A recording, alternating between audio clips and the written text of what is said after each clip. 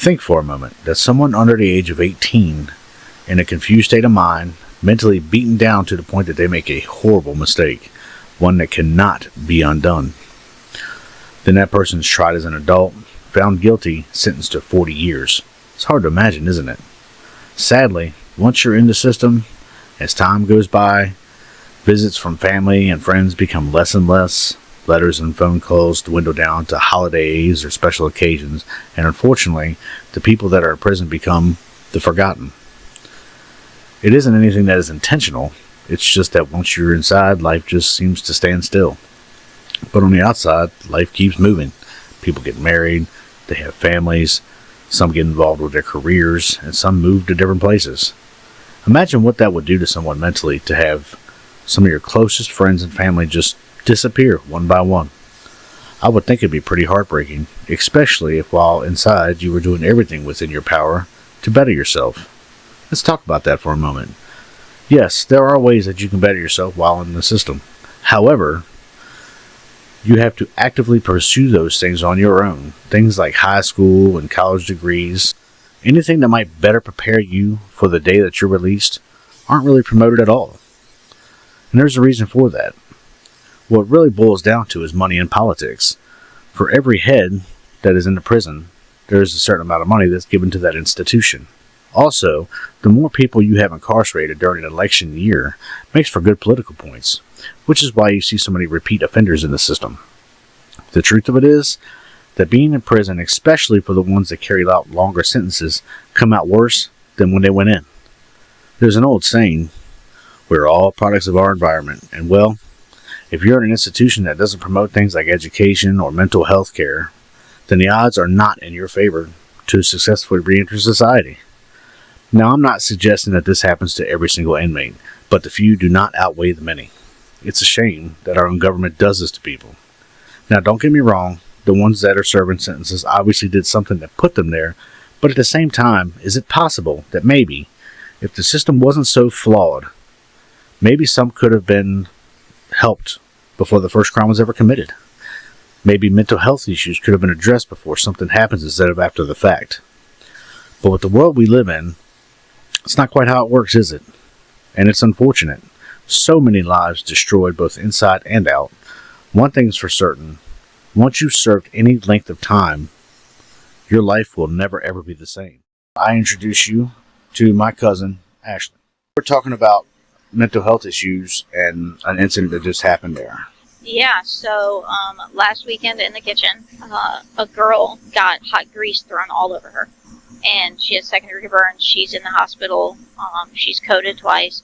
And it's all linked to mental health issues and the lack of mental health care and services that are provided here. The girl who did it, the perpetrator that threw the grease, has serious mental health issues. And her mental health code cleared her to work in the kitchen and live in general population, but it never should have happened that way. Knowing that she has mental health issues. Knowing the issues that she has, the medicines that she's on, she should have never been cleared to live in general population, much less work in the kitchen. People with mental health issues that are more violent tend to get put into general population versus being in a different wing? Yes, so there's 3 phases to the mental health services here when it comes to housing. Phase 1 is A wing, which is acute, and it's essentially the strip cell. That's the first place you go. Right. Once you are deemed, no longer a suicide risk, you get moved into B wing, which is the step down from acute. And it's a more long-term housing. There's about 5 to 10 other inmates that live in there. There's cages on the top tier, so you can't jump off of it. And there's round-the-clock care. But once you phase out of that, you move into E wing, which is considered residential. It's a form of a general population wing, but it's smaller.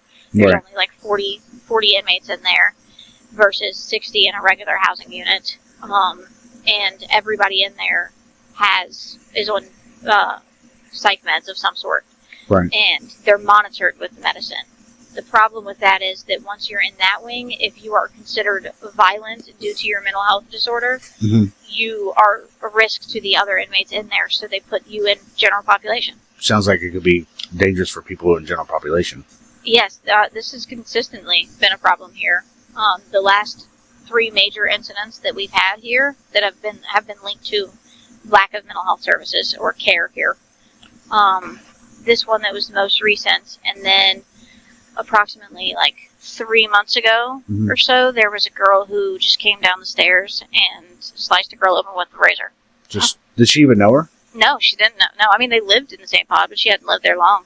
Just nonchalant, just slice somebody wide open just for the hell of it. Just nonchalant on a Saturday morning, just walked down and decided to do it. And so, the incident that just happened, you said that was in the kitchen? Yeah, it was in the kitchen. She pushed aside all the meat that was on the grill and took this metal pitcher, like a water pitcher, and dipped down into the hot grease and waited on the girl to come out of the bathroom.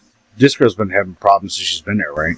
Yes, consistently. She's been removed from numerous housing units for the issues that she's had. And she's fairly new? She's fairly new. She's maybe been here 6 to 8 months. And has had consistent problems since she's been there.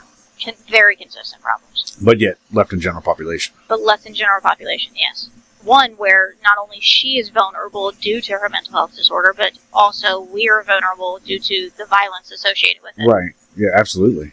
And now it's left 2 girls in the hospital and her and Seg awaiting street charges. Not to mention permanently disfigured, from... Permanently disfigured, yes, she definitely is. Because you said that was on her face, right? It was on like the lower part of her face, her neck, and like down her shoulder. And the other girls was down her back. What do you think that could be done so people that are violent like this, because there's no regulation on if they take their meds or not, right? So I mean, if they just don't take them, Once they hit, so there's only one person I know of who has a court order to take their medicine. They have to be on it. And I've only seen one instance where they have stopped going to pill line, and they came in with cavalry to take them over and check them into a queue for a weekend until they started taking their meds regularly again. But if you short of a court order, they cannot force you to be on meds here. Yeah, so...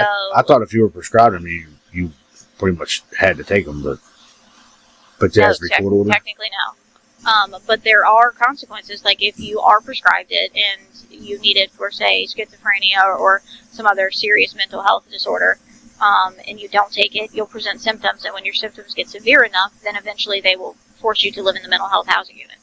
However, your symptoms only get severe enough once you show them. So if your symptoms are showing, that means that you're acting out towards those around you.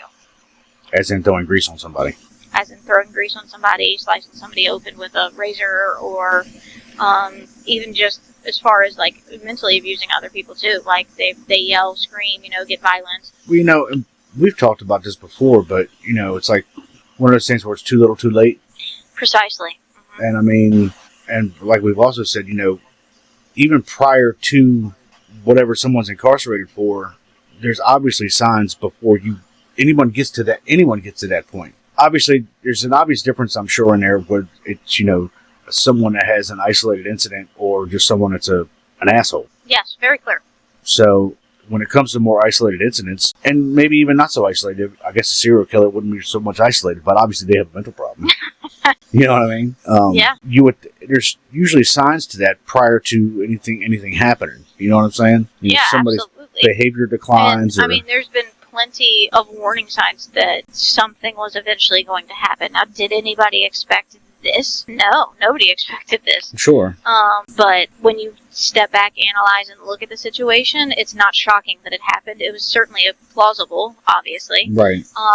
And I would argue even probable, because we also were told that one of the officers who works in the kitchen fairly regularly reported to our major here that the girl had been being bullied consistently for weeks, and nothing was done for her. The officer in there reported it, which is what they were supposed to do. And is that just like a lack of not knowing what to do about it, or lack of having resources to do something about it? I think it's a combination of both. Maybe I would say that one, in this specific incident, the girl who was the perpetrator has a history of behavioral issues. Sure. So the question becomes, is it behavioral or is it mental health? But it's very clear when you look at the mental health history in connection with the behavior that it's connected. It's causal. So it's not like she was just happened to be angry this one day and snapped out she had enough. It wasn't like that. And so when you see somebody in that situation, you almost, as security, I think you become, I don't want to say numb to it, but you stop looking at the perpetrator as a victim, where she also was a victim of bullying. So she was a victim of bullying, but she perpetrates violence and stuff so much that she's looked at as the problem, when really it's the system that has failed. Well, right. So, yeah, someone that consistently has a behavioral issue like that, obviously there's an underlying problem, you know. And like I said, there's also people that are just assholes. But, you know, you can tell when someone, well, at least I feel like most of us probably can. You know, you can tell someone's acting out, whether they're just doing it because they're an ass, or they're doing it because they have some kind of a serious mental issue. You know what I mean? Yeah. And I mean, that's even a big problem. Well, obviously it's a big problem on the outside because it, in turn, has people incarcerated, you know. Yeah. I'm sure that whatever, you know, that person had done to be incarcerated, obviously there was probably a few signs prior to that. You know what I mean? Absolutely. And, you know, you always see it on the news or something. It's like, oh, well, that person was so quiet and we can't believe that happened. Bullshit. Somebody noticed it, you know? How many people said that about me? Literally, like, every email I get from somebody that I went to school with were like, I can't believe this happened. Well, I mean, you know, and not to go down that rabbit hole either, but, you know, obviously there were some warning signs, right? I mean, you know. I want to say yes and no, really, honestly, like, but I think that goes, in my case, is a rabbit hole. I think it goes back to, like, family secrets and different things, because I was taught for so long, you don't talk about what happens in this house to anybody outside of the house. Yeah. So I didn't have a safe space where I could go and say, hey, this is what happened. Right. And, I couldn't, there was nobody to talk to. So, no, people really didn't know. I also, because of the things that I deal with and how I handle things, the coping skills that I developed, I was taught to smile and nod. So everybody just naturally assumes that that's how I was. So nobody saw any of this coming. Right. Well. Yeah, I think the warning signs were with my codependent. He was classic, like, fits the description perfectly. I did have some, like, my grades. Well, that's what I was getting ready to say. I was getting ready to ask that very simple question. And I stopped playing sports. So, I mean, that's, you know, because you know, like in your case, up until then, you had like his kick-ass GPA, right? All throughout school? Yeah, I mean, you know, yeah, pretty decent grades. The lowest I would ever have at any given time was a C, but I usually had one of those, and I was making A's and B's. But then it kind of went for a pretty quick decline, right? Yeah, I had D's and F's. Like, I was bombing. So, I mean, I was giving away shifts at work. I did not play soccer that year, like, first year ever in my life. And so it was pretty very. Yeah, so I mean, that in itself, I mean, that's just those two things alone, between the sports and your grade point average just dropping like a rock. You know, that's, and especially all of a sudden like that. You know, I mean, those there, I mean, I would think are pretty good warning signs. Then I guess, you know, it goes back to my point of, I don't know whether things just go unnoticed, or I don't know. You would think that, especially in a school setting, you know, that's what the guidance counselors and stuff like that are supposed to be paying attention. You know what I mean? Like, yeah. Well, I mean, it kind of reminds me of, like, this situation here and stuff, like the way that it's set up here. We have mental health staff who are responsible for meeting with these people and monitoring them. But does anything happen when they notice things? No, they don't. Nothing happens. Well, and it comes down to, you know, they're underpaid, they're overworked, we're short-staffed, and I would imagine the exact same thing happens in the school system. Let me ask you this question. So you said that the people that have behavioral mental health issues, more times than not get put into general population because there's nowhere else to put them. Well, you know, so they don't harm other people with mental health issues that aren't necessarily violent. So in your mind, what do you think would be or could change to even help it? I don't think there's probably ever going to be a cure for it all the way, but, you know. No, there absolutely isn't. But in severe cases, I have definitely seen people who have to belong at Central State. They absolutely don't belong in this place. Mm-hmm. Because if DOC's mission is to rehabilitate inmates, cannot effectively rehabilitate somebody who isn't getting the help that they need. Sure, and absolutely. This place is not equipped or capable of helping someone in that situation. So what do you do with them? You send them to the place that is equipped and capable. Central State's mission is not the same mission as Virginia DOC. So that's where you have to send your problematic offenders who are violent, because what else do you do with that? You can't protect and rehabilitate most of the population when you have somebody like that. Sure. So step one, the violence need to go there. Step two, to have more, not psychologists or therapists like that, but you need to have more counselors that are actually there for counseling, because we don't have that. If you need counseling, you have to go to mental health, and you can go, depending on your severity, once a month or once a week. Or you just go for follow-up, check-in.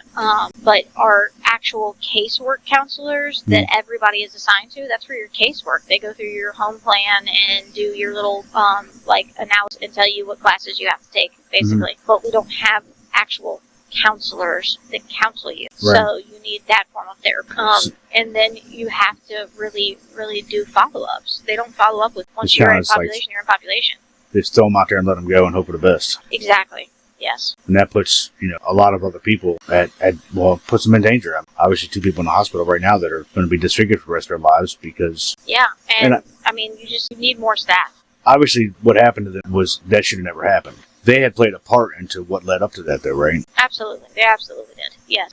Like I said, I'm not saying that they deserve that, obviously. No, and I don't think they ever expected something like this. It's no different than the bully on the playground. Sure. Really. And I don't even want to say, the people that did it are necessarily bullies all the time. Do they have the best disposition? No. Or were they my favorite people? No. But they absolutely didn't deserve this. They didn't deserve to be put in this type of situation. Sure. Because you can't control that. And in that type of environment, when you were in a high, risk work environment. Sure.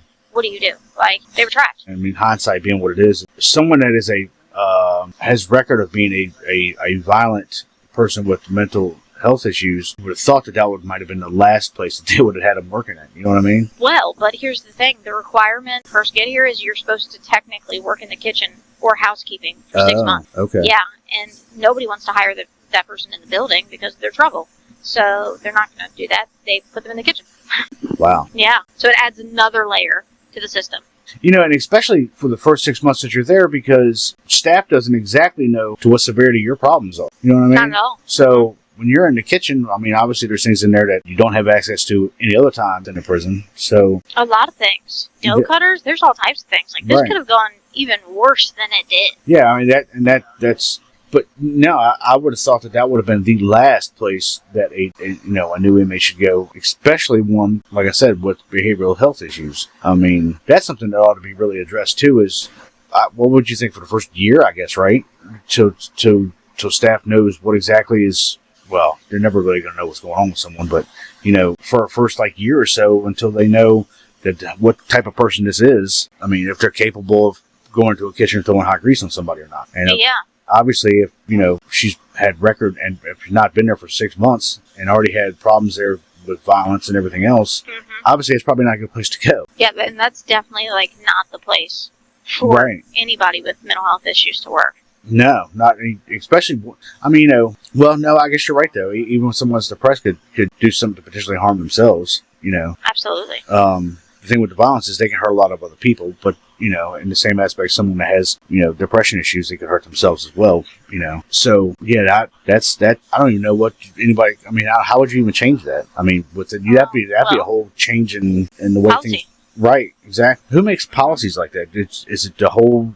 Is it a jail per jail basis? Well, so there's DOC policies, and then there's it's called the local operating procedures that each institution's ran differently. And so we have the operations supervisor that works here, and then the wardens, AWs, the administrative executive team, and stuff like that. So they make the institutional rules. And then there are, general DOC policies that are the same. So we're not technically work camp, so you can't force people to work. But it's encouraged, basically, to you either work or go to school. And back in the day, that's what it was. We didn't have a problem keeping people in the kitchen. Now, they force people to work in there because nobody wants to work in there. Right. And I don't blame them. I hate the kitchen. I can't survive it. Not built for that life. But, so it just really comes down. It's a lot. There's a lot of moving parts, but it's not impossible. It's not impossible at all. And consult the inmates. Talk to people who live here. If you've made it this far in the video, I'd like to say thank you. This has been a short documentary that I've put together. My cousin and I had talked and decided that we'd like to get some word out about real life inside the DOC, things that aren't really portrayed on television. It's kind of a different thing than what it really is. Thank you for watching. I'm going to leave you all with a quote that I had read from a former inmate, and hopefully that person is doing well now. Until next time, guys, be true to yourself. This is how we treat our mentally ill. We punish and cage them, ignore their cries for help. We offer no proper treatment, only sedation and judgment. And if they make it, they are sent out into the world destined to fail and looked down upon by those who failed them. Just because we've been forgotten in here doesn't mean we've forgotten anybody out there.